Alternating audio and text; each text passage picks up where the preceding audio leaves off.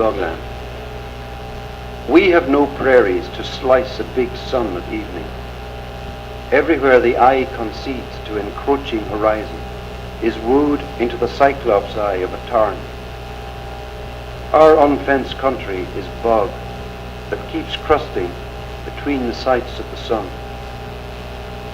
They've taken the skeleton of the great Irish elk out of the peat, set it up, an astounding crate full of air.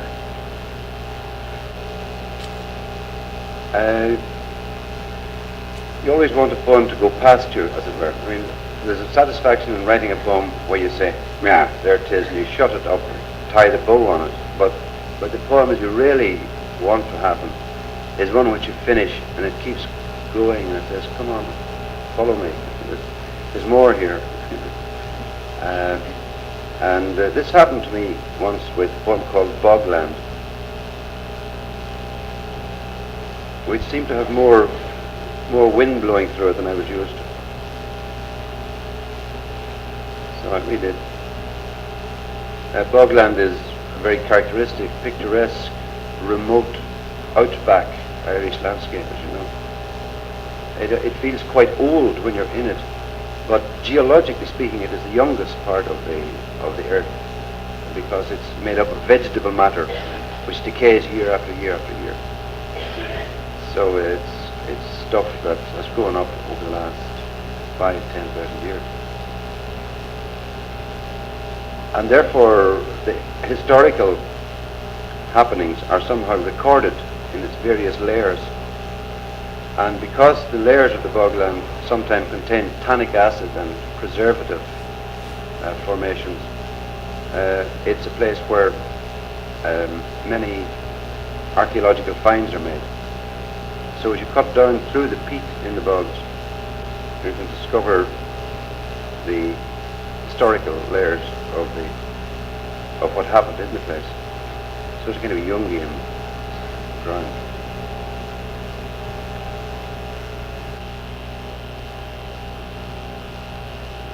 Someday I will go to Aarhus to see his peat-brown head, the mild pods of his eyelids, his pointed skin cap.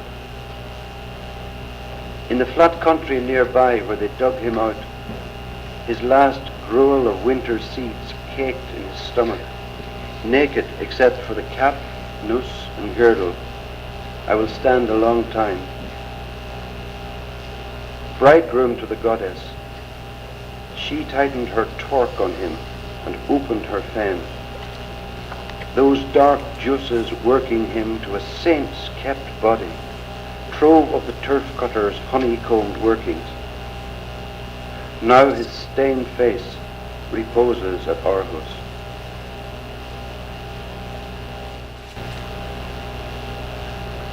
I'll do one more of these boggy body necrophiliac things. It was a photograph of a young woman and she had been through this scientific examination, through archaeological evidence of the way she was found in the peat, with a heavy stone upon her and rods cast across her, and through literary evidence from Tacitus, put together the story. She must have been an unfaithful young wife, because Tacitus reports how these little betrayers were treated by their husbands and the male community, beaten, punished in public.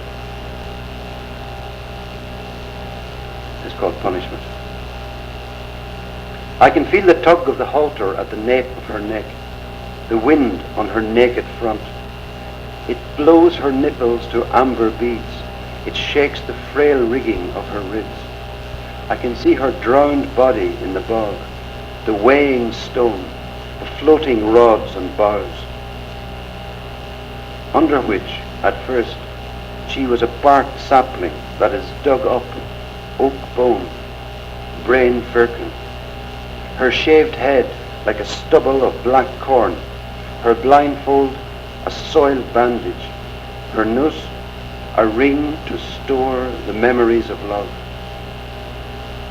Little adulteress, before they punished you, you were flaxen-haired, undernourished, and your tar-black face was beautiful. my poor scapegoat, I almost love you, but would have cast, I know, the stones of silence. I am the artful voyeur of your brains exposed and darkened combs, your muscles webbing, and all your numbered bones. The deep charge of sexual rage, I think, also against our women going with them out there. Anyway, the fact of the matter was that one was naturally distressed and on the side of the young women, unfair to them that they would be, and really asking the question, if I had been there when they punished her, would I have cried stop, you know, or as someone said, would you have interposed your body between her and her fell attackers? And the answer, I'm afraid, is probably no.